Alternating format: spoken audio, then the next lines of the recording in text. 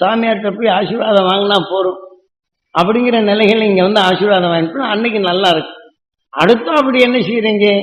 சாமி சொன்ன வழிகளை நீங்க கடைபிடித்தா நிலையான நிலைகள் இருக்கு. சாமிகிட்ட ஆசீர்வாதம் பண்ண நல்லா இருந்துச்சு அப்படின்னு ஒரு சொல்லுல போயிட்டு அடுத்த அப்படி என்ன செய்யணும்? நீங்க சங்கட போடுறவன், சண்டை போடுறவன், நீங்க பாசத்தோட இருக்கப்படும் போது ஒருத்தன் வேதனை பண்ண அடப்பாமே நல்ல மனுஷன் இப்படி வேதனை. இந்த உணர்வு நுகர்ந்த உடனே இந்த உணர்ச்சிகள் என்ன செய்கின்றது?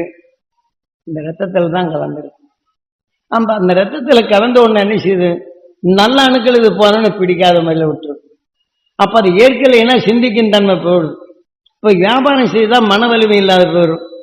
அப்ப வலிமை இல்லாத போது மன வலிமை இல்லைன்னா நல்ல சரக்கு எடுக்க முடியாது.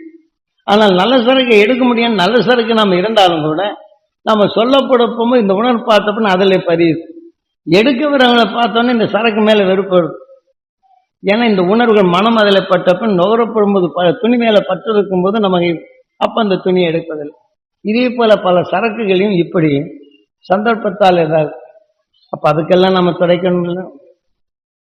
அதான் நமக்குள் இது மறைக்கும் சிறுத்தரையே இதான் ஈஸ்வரா என்று உயிரை எண்ணி இது எல்லாம் இருளை வென்றவன் துருவ நட்சத்திரம். அது துருவ நட்சத்திரத்தின் பேரொழியும் பெற வேண்டும் ஈஸ்வரா என்று உணர்வினை உடலுக்குள் சேர்த்து அந்த இரத்தத்தில் கலந்து இந்த இருளை மாற்றி பழகுதல். ஆக இதை ஒவ்வொரு நிமிஷமும் நாம் ரோட்ல போறோம், தூசிப்படுது, துணியை துவைச்சிடறோம். நாம் ரோட்ல போறோம், இதே பொருளை தொடரும், அழுகுப்படுது, சாப்பிட முன்னால் கையை கழுவிடுறோம்.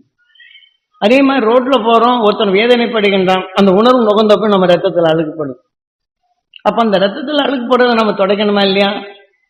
அப்ப இதனை செய்து நம்ம நல்ல உணர்வு என்றாலும் பிறருடைய உணர்வுகள் அந்த நல்ல குணத்தில் சித்திரை அதை மாற்றி விடுகின்றது, சிறுதிரையா மூடுகின்றது. அந்த வேதனை உணர்ச்சி தான் முன்னணியில் வருகின்றதை தவிர நீக்க வேண்டும் நிலையில் வரணும். இதை நீக்க வேண்டும் என்றால் நீக்கியவன் துருவ நட்சத்திரம். அதை எடுத்து நாம் நுகர்ந்து அந்த இரத்தத்தில் கலந்து அது பிரியும்.